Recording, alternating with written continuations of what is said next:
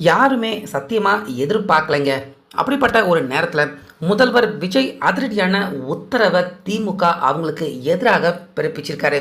So இதன் காரணமாக first பார்த்தீங்கன்னா நேரு அவருடைய வீட்டில் இரவோடு இரவாக போலீஸார்கள் குவிக்கப்பட்டிருக்காங்க. அது மட்டும் இல்லாமல் நேரு அவருக்கு நேற்று இரவு திடீர்னு வந்த நெஞ்சு வலி. ஸோ இது மட்டும் கிடையாது, ஸ்டாலின் அதுக்கப்புறமா அவர் மகன் உதயநிதி இவங்க ரெண்டு பேருக்குமே இப்போ ஹார்ட் அட்டாக்கே வந்துடும் போல இருக்கு. அப்படிப்பட்ட ஒரு சம்பவத்தை தான் இப்போ முதல்வர் விஜய் அவர்கள் ஒட்டுமொத்த திமுக கட்சி தீயசக்தி அவருன்னு சொல்வார்ல, அந்த தீயசக்திக்கு எதிரான முதல் அவருடைய அஸ்திரத்தை முதல்வர் விஜய் அவர்கள் எய்ய ஆரம்பிச்சிருக்காரு. ஸோ அந்த விஷயம்தான் என்ன, முதல்வர் விஜய் அவர்கள் பிறப்பிச்சிருந்த இந்த உத்தரவால் இப்போ ஃபர்ஸ்ட் நேரு அவருக்கு என்னதான் ஆச்சு, அடுத்தடுத்து ஸ்டாலின் உதயநிதி எல்லாருமே ஏன் இப்போ பீதியில் இருக்காங்க அப்படிங்கிற முழு விவரம் எல்லாத்தையுமே இந்த வீடியோவில் பார்த்துடலாம். ஸோ அதனால வீடியோவை ஸ்கிப் பண்ணாமல் பாருங்கள். அதாவது இதுக்கு முன்னாடி திமுக ஆட்சி காலத்தில் நேரு கிட்டத்தட்ட அரசு வேலை வாங்கி தரேன் அப்படின்னு ஏறக்குறைய 2000க்கும் அதிகமான பேர்கிட்ட லஞ்சம் வாங்கி அவர் அரசு வேலையில் பணி அமர்த்தினார் அப்படிங்கிற அந்த விஷயத்தை நம்ம எல்லாருமே இதுக்கு முன்னாடி கேள்விப்பட்டிருந்தோம். அதுக்காக டெல்லியில் இருந்து இடி அதிகாரிகள் ஆதாரங்கள் எல்லாத்தையுமே இதுக்கு முன்னாடி திமுக அவங்க ஆட்சியில் இருந்தப்போ ஆதாரங்கள் எல்லாத்தையுமே கொடுக்குறாங்க. இவர் இப்படி லஞ்சம் வாங்கியிருக்காருங்க, அதனால இவர் மேலே நீங்கள் வழக்கு பதிவு பண்ணுங்க, நாங்கள் நேருவை விசாரணை பண்ணணும் அப்படின்னு நேரு அவருக்கு எதிராக ஸ்டாலின் அவருடைய தலைமையில் அரசுக்கு நிறையா வாட்டி இடி அதிகாரிகள் கடிதம் எழுதினாங்க. ஆனால் மாநில அரசு அனுமதி கொடுத்தாதான் விசாரணையே துவங்க முடியும் இடி ரைடு. ஆனால் கடைசி வரைக்கும் தரலையே இந்த ஸ்டாலின். ஆட்சி முடிஞ்சு அதுக்கப்புறமா இப்போ ஏறக்குறைய ஒரு மாதம் ஆக போகுது. ஆட்சியில் அவங்க இருக்கிறதுக்கு முன்னாடி ஒரு வருஷமாக இடி ரைடு அதிகாரிகள் அவங்க முயற்சி பண்ணுறாங்க நேரு அவரை கைது பண்ணி அவர் கஸ்டடியில் எடுத்து விசாரணை பண்ணணும் அப்படின்னு. கடைசி வரைக்கும் திமுக ஆட்சியில் இருந்த வரைக்கும் நேரு அவருக்கு எதிராக வழக்கு பதிவு செய்யப்படவே இல்லை. ஸோ இந்த சூழ்நிலை தான் ஆட்சி மாறுது, முதல்வர் விஜய் அவர்கள் பதவி எடுத்துக்கிறாரு.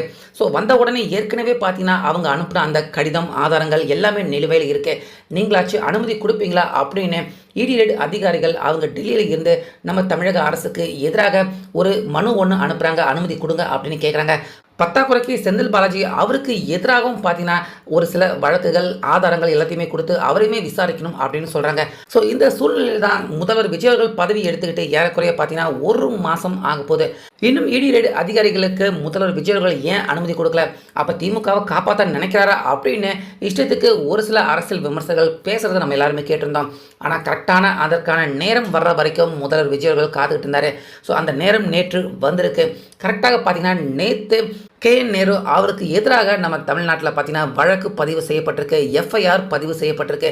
ஸோ அதில் 2021, 22 இந்த காலகட்டத்தில் நேரு அவர் இருந்த அந்த துறையில் அரசு வேலை வாங்கித்தர அப்படின்னு 2000க்கும் அதிகமான பேர்கிட்ட கிட்டத்தட்ட லட்சக்கணக்கில் லஞ்சம் வாங்கியிருக்காரு. அந்த பணம் மட்டுமே கிட்டத்தட்ட 600-700 கோடி ரூபாய் வரைக்கும் இருக்கும் அப்படின்னு வழக்கு பதிவு செய்துட்டாங்க இப்போ நம்ம தமிழ்நாடு அரசு. ஸோ இதனால் அடுத்த கட்டமாக பார்த்தீங்கன்னா இடி அதிகாரிகள் இன்னைக்கே அவங்க சென்னைக்கு வர இருக்காங்க. ஸோ வந்த கையோட அந்த எஃப்ஐஆர் ஆர்டர் காப்பியை வாங்கிக்கிட்டு நேராக திருச்சிக்கு தான் போக இருக்காங்க. போய் அங்கே அப்படியே பார்த்தீங்கன்னா நேரு அவரை கொத்தாக தூக்க இருக்காங்க இன்னைக்கு இடி அதிகாரிகள். ஸோ இதனால் நேற்றில் இருந்தே பார்த்தீங்கன்னா இந்த எஃப்ஐஆர் பதிவு பண்ணிட்டாங்க அப்படிங்கிற தகவல் வெளியான உடனே நேற்றில் இருந்தே நேரு அவருடைய வீட்டில் கொஞ்சம் பதட்டமான சூழ்நிலையாக தான் இருக்குது. ஏன்னா எந்த நேரத்தில் வேணாலும் இடி அதிகாரிகள் விசாரணை பண்ண வருவாங்க அப்படிங்கிற பதட்டம் அங்கே இருக்குது. அதனால் அந்த பதட்டம் ஒரு விதமான கலவரம் ஆகிடக்கூடாது அப்படின்னு அந்த இடத்துல போலீஸார்களும் குவிக்கப்பட்டிருக்கு அப்படின்னு சொல்கிறாங்க. நேரு அவருக்கு வீட்டுக்கு முன்னாடி போலீஸார்களும் குவிக்கப்பட்டுக்கிட்டு இருக்கு. அதனால் கண்டிப்பாக பார்த்தீங்கன்னா திமுக ஆட்சியில் இருந்தப்ப இவர் தான் லஞ்சம் வாங்கியிருக்காரு, இவர் தான் ஊழல் பண்ணியிருக்காரு அப்படின்னு எல்லாருக்குமே தெரிஞ்சிருந்தும் வெளிப்படையாக ஒரு குற்றவாளியை காப்பாற்றிக்கிட்டே இருந்தார் முதல்வர் ஸ்டாலின். அப்போ இருந்த முதல்வர் ஸ்டாலின், அதுக்கப்புறமா உதயநிதி. ஆனால் இப்போ பார்த்தீங்கன்னா முதல்வர் விஜய் அவர்கள் பதவி எடுத்துக்கிட்டதுக்கு அப்புறமா ஒரு மாதம் கூட இன்னும் முழுசாக அந்த 10ஆம் தேதி தானே பதவி ஏற்றுக்கிட்டாரு, ஒரு மாதம் கூட இன்னும் முழுசாக ஆகலை. அதுக்குள்ளே ஃபர்ஸ்ட் விக்கெட்டை தூக்கின மாதிரி நேரு ரொம்ப பெரிய தலை திமுக கட்சியில். ஸோ இவர் செஞ்ச ஊழலுக்கு தப்பிச்சுக்கிட்டே இருந்தார், ஆட்சியில் இருக்கிறோம் நம்ம அப்படின்னு. ஆனால் இப்போ முதல்வர் விஜய் அவர்கள் வந்த உடனே அனுமதி கொடுத்துட்டாரு இடி ரைடுக்கு. அதனால் இப்போ நேரு ஃபர்ஸ்ட் விக்கெட்டாக அவர் விழ இருக்காரு. இன்னைக்கு இல்லைனா நாளைக்கு கண்டிப்பாக இவர் கைதாகிறதுக்கான வாய்ப்பு இருக்குது இடி ரைடு அதிகாரிகள் கையால். ஸோ இதுக்கு நடுவில் ஒரு ட்விஸ்ட்டும் இருக்குது. பொதுவாக பார்த்தீங்கன்னா திமுகவை சேர்ந்த இதுக்கு முன்னாடி பெரிய தலைவர்கள் எல்லாருமே அவங்க கையாளுற மிகப்பெரிய யுக்தியே என்ன அப்படின்னா, கைது பண்ண வர்றப்ப எனக்கு உடம்பு சரியில்லை, எனக்கு இங்கே வலிக்குது அங்கே வலிக்குது, நெஞ்சு வலிக்குது, வயிறு வலிக்குது எப்படியெல்லாம் சொல்லிட்டு போய் மருத்துவமனையில் படுத்துக்குவாங்க. ஸோ அதுக்குள்ளே பார்த்தீங்கன்னா அவங்க சம்மந்தப்பட்ட ஆளுங்க பெயில் வாங்கிட்டு வந்துடுவாங்க. உள்ளே போகாமல் தப்பிச்சிருவாங்க. இந்த மாதிரியான சம்பவங்கள் நிறையா நடந்திருக்கு. இதுக்கு முன்னாடி திமுக அவங்க சம்மந்தப்பட்ட ஆட்கள் கைது ஆகிறப்ப. ஸோ அப்படிப்பட்ட ஒரு சம்பவமும் கண்டிப்பாக ஒருவேளை நேரு அவருடைய விஷயத்தில் நடக்கலாம்.